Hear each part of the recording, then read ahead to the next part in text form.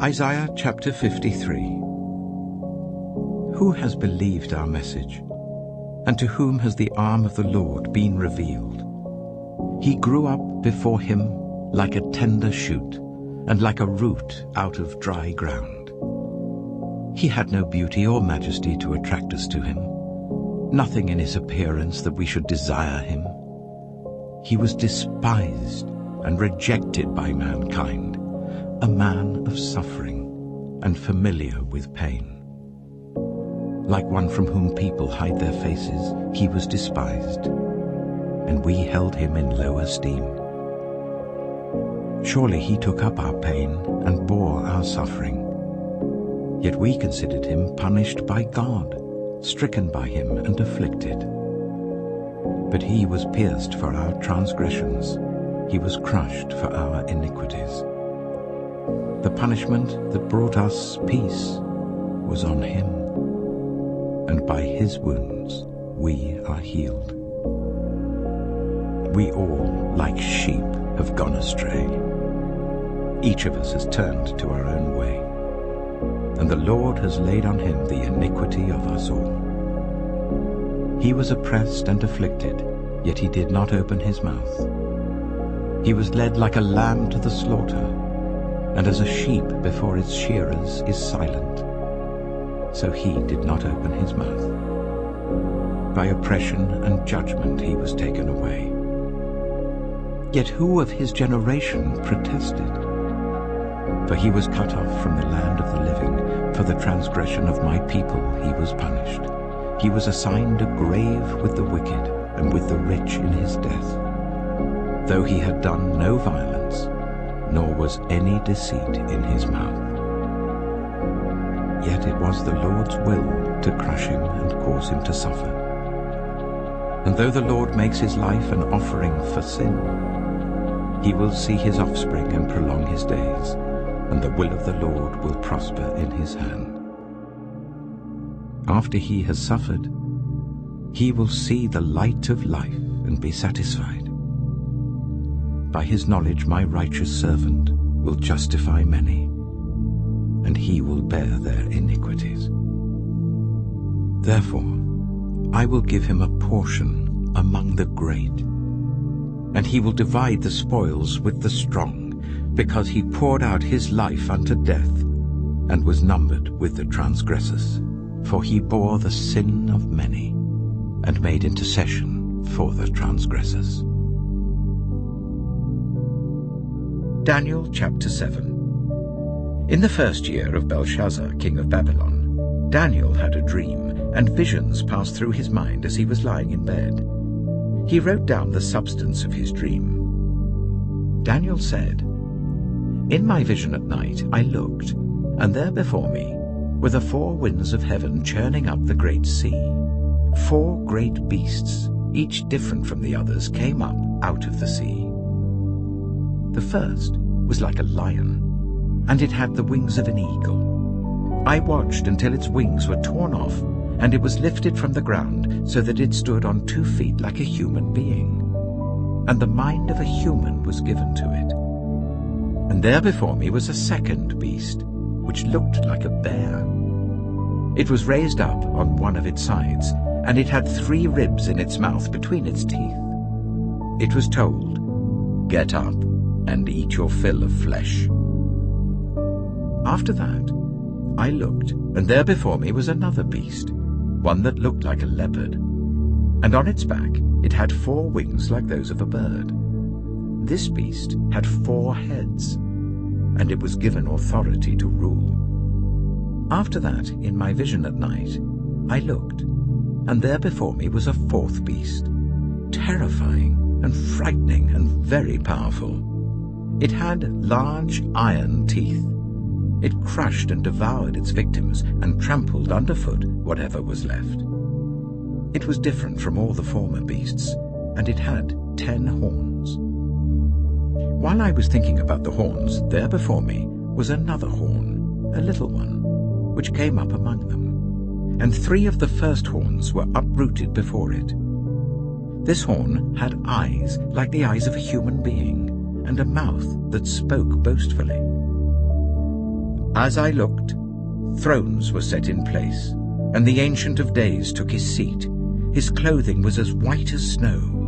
The hair of his head was white like wool. His throne was flaming with fire, and its wheels were all ablaze. A river of fire was flowing, coming out from before him. Thousands upon thousands attended him. 10,000 times 10,000 stood before him.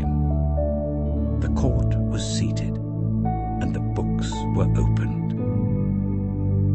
Then I continued to watch, because of the boastful words the horn was speaking. I kept looking until the beast was slain, and its body destroyed and thrown into the blazing fire.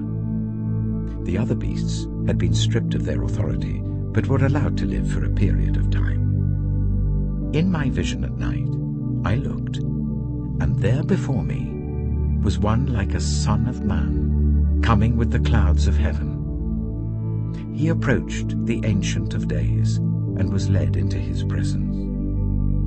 He was given authority, glory, and sovereign power. All nations and peoples of every language worshipped him. His dominion is an everlasting dominion that will not pass away, and his kingdom is one that will never be destroyed.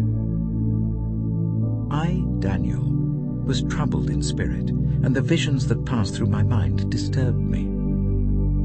I approached one of those standing there and asked him the meaning of all this. So he told me and gave me the interpretation of these things. The 4 great beasts are 4 kings that will rise from the earth. But the holy people of the Most High will receive the kingdom and will possess it forever. Yes, forever and ever. Then I wanted to know the meaning of the 4th beast, which was different from all the others and most terrifying, with its iron teeth and bronze claws, the beast that crushed and devoured its victims and trampled underfoot whatever was left. I also wanted to know about the 10 horns on its head, and about the other horn that came up, before which 3 of them fell, the horn that looked more imposing than the others, and that had eyes and a mouth that spoke boastfully. As I watched, this horn was waging war against the holy people and defeating them, until the Ancient of Days came and pronounced judgment in favor of the holy people of the Most High, and the time came when they possessed the kingdom. He gave me this explanation. The 4th beast is a 4th kingdom that will appear on earth. It will be different from all the other kingdoms, and will devour the whole earth, trampling it down and crushing it. The 10 horns are 10 kings, who will come from this kingdom. After them another king will arise, different from the earlier ones. He will subdue 3 kings. He will speak against the Most High and oppress his holy people, and try to change the set times and the laws. The holy people will be delivered into his hands for a time, times and half a time. But the court will sit, and his power will be taken away and completely destroyed forever. Then the sovereignty, power, and greatness of all the kingdoms under heaven will be handed over to the holy people of the Most High. His kingdom will be an everlasting kingdom, and all rulers will worship and obey him. This is the end of the matter. I, Daniel, was deeply troubled by my thoughts, and my face turned pale, but I kept the matter to myself. Matthew chapter 17. After 6 days, Jesus took with him Peter, James, and John, the brother of James, and led them up a high mountain by themselves. There he was transfigured before them. His face shone like the sun, and his clothes became as white as the light. Just then there appeared before them Moses and Elijah talking with Jesus. Peter said to Jesus, "Lord, it is good for us to be here. If you wish, I will put up 3 shelters, one for you, one for Moses, and one for Elijah." While he was still speaking, a bright cloud covered them, and a voice from the cloud said, "This is my Son whom I love. With him I am well pleased. Listen to him." When the disciples heard this, they fell face down to the ground, terrified. But Jesus came and touched them. "Get up," he said. "Don't be afraid." When they looked up, they saw no one except Jesus. As they were coming down the mountain, Jesus instructed them, "Don't tell anyone what you have seen until the Son of Man has been raised from the dead." The disciples asked him, "Why then do the teachers of the law say that Elijah must come first?" Jesus replied, "To be sure, Elijah comes and will restore all things. But I tell you, Elijah has already come, and they did not recognize him, but have done to him everything they wished. In the same way, the Son of Man is going to suffer at their hands." Then the disciples understood that he was talking to them about John the Baptist. When they came to the crowd, a man approached Jesus and knelt before him. "Lord, have mercy on my son," he said. "He has seizures and is suffering greatly. He often falls into the fire or into the water. I brought him to your disciples, but they could not heal him." "You unbelieving and perverse generation," Jesus replied, "how long shall I stay with you? How long shall I put up with you? Bring the boy here to me." Jesus rebuked the demon, and it came out of the boy, and he was healed at that moment. Then the disciples came to Jesus in private and asked, "Why couldn't we drive it out?" He replied, "Because you have so little faith. Truly I tell you, if you have faith as small as a mustard seed, you could say to this mountain, 'Move from here to there,' and it will move. Nothing will be impossible for you." When they came together in Galilee, he said to them, "The Son of Man is going to be delivered into the hands of men. They will kill him, and on the third day he will be raised to life." And the disciples were filled with grief. After Jesus and his disciples arrived at Capernaum, the collectors of the 2 drachma temple tax came to Peter and asked, "Doesn't your teacher pay the temple tax?" "Yes, he does," he replied. When Peter came into the house, Jesus was the first to speak. "What do you think, Simon?" he asked. "From whom do the kings of the earth collect duty and taxes? From their own children or from others?" "From others," Peter answered.